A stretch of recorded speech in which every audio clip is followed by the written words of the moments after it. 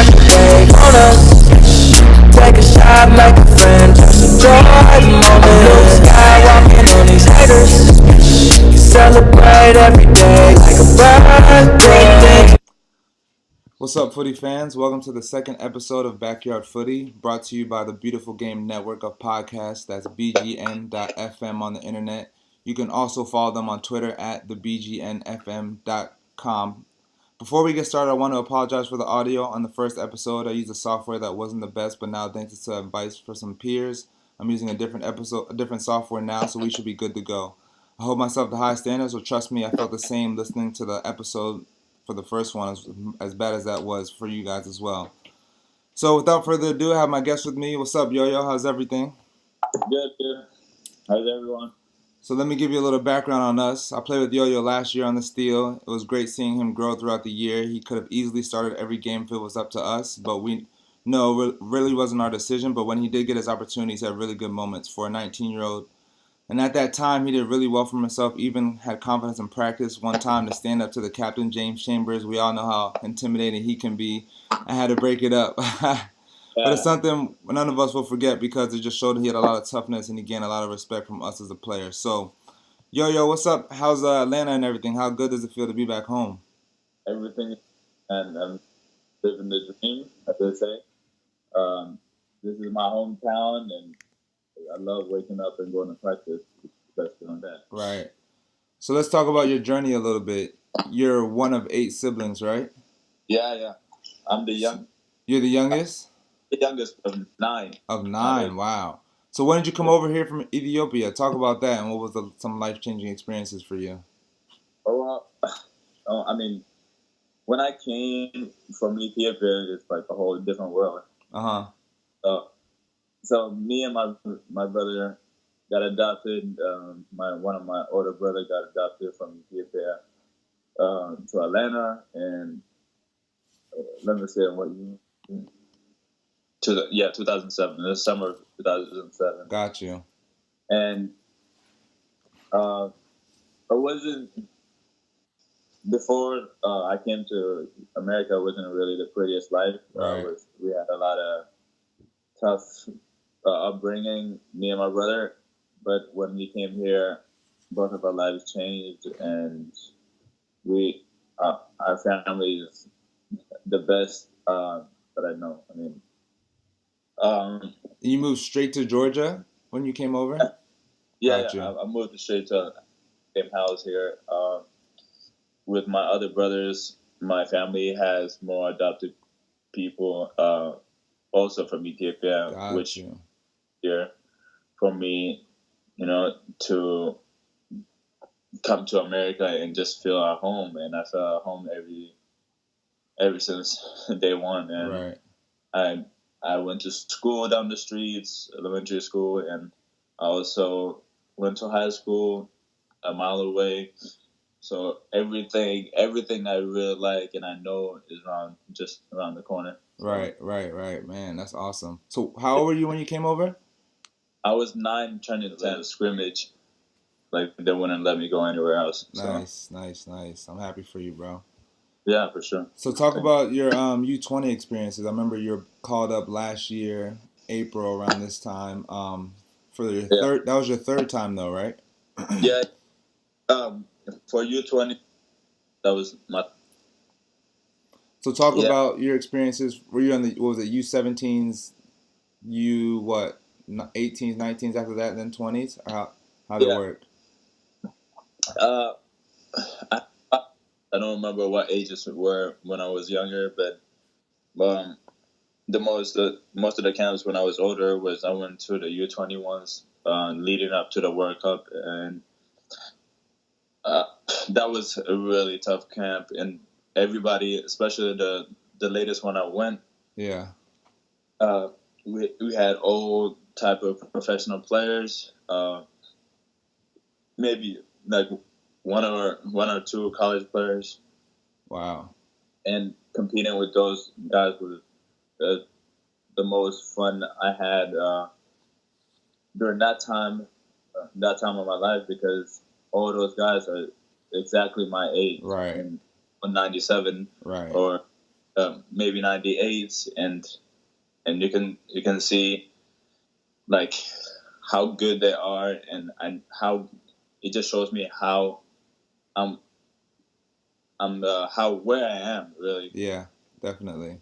I am my age in this country, and it's always nice um, to see yourself and compete against the best players. And I remember when we went to Tottenham, not Tottenham, Fulham.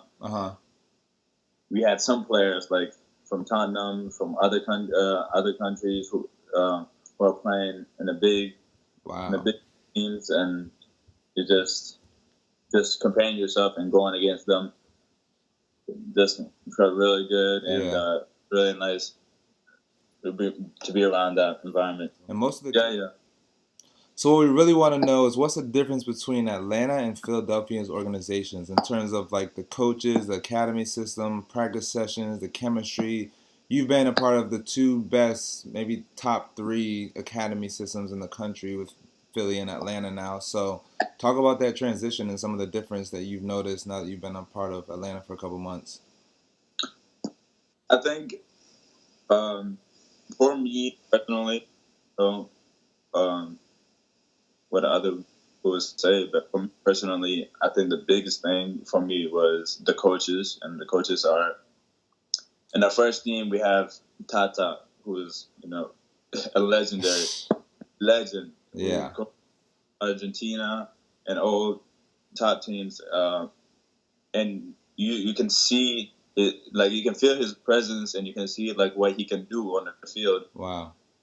Coach, he wants everybody like in a certain place in a certain time, and he can control so much, and he is so involved and so passionate. You can see like when we're scrimmaging, he's right in the middle of the field, like yelling or like clap, like, and I feel like that's how it should. Right. Also, because I coach Scott, who was also the national team coach for U15, U17 for years. He's one of the top coaches in US also, and very passionate, very nice guy outside of the field. But the way he works is unbelievable. They wake up morning, and then they're the last ones to leave.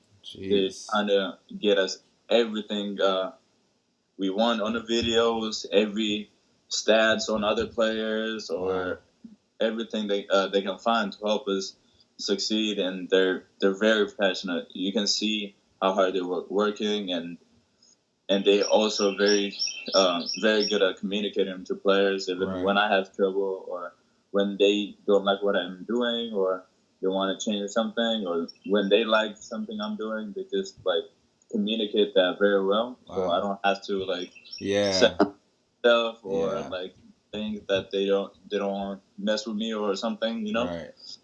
So you know where you stand as a professional on the team. It's not like a guessing game, and you're just trying to figure out your role and stuff like that. They make your lives easier, and after practice, if you do the right things, they make your lives easier. Right. Why they say you're not playing? They'll have a conversation with you before, and here it's not like about if you deserve it, you play. It's not. It's not like somebody's given the opportunity because they don't deserve it. And you can see if players are slacking on practice, you get on them. You don't mess around about not practicing like how we should be practicing. Right. So he's very professional, also very nice guy outside of the field. Also, like really close to the players. Nice. I feel like that's what every professional team and players need as a coach. Right. I agree with that.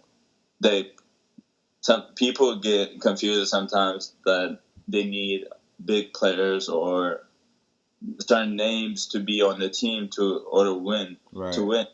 But I think it starts with the coach. If the coach is shy or not doing his job well, the team won't do well. Very true. I agree with that. And also, even though the other big difference is even though Union has an academy and a school, but it's still far away from first team and second team, that academy. And the second team is far away from first team. Yeah.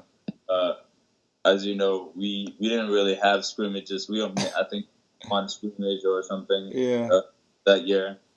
Here, we scrimmage with them two or three times a week. Wow. Things with them like that, yeah. So do you practice with them too? Do they call people up to training sessions? Like, have you gotten any opportunities with the first team yet? Yes, I have. We practice with them. If we're not practicing with them and they need it, like strikers, or they need a certain possession. So do they send a lot of first team guys down? How does that work? I don't know if guys been taking your spots or anything, but I know in the Union, like, it didn't matter. Whoever came down played, per se. So what's it like there? And I know they send out a decent amount, but I don't know. Yeah, they send out, like, I want to say 5-6 players, which is not bad, considering we had the whole lineup last year from Philly. But the way it is like, going back to our coach, if a first team player is not doing well, he's not guaranteed to play. You know? Oh, wow. This year I've started in front of over some players this year. If I'm not doing well, an academy player can step up and take my spot. Wow.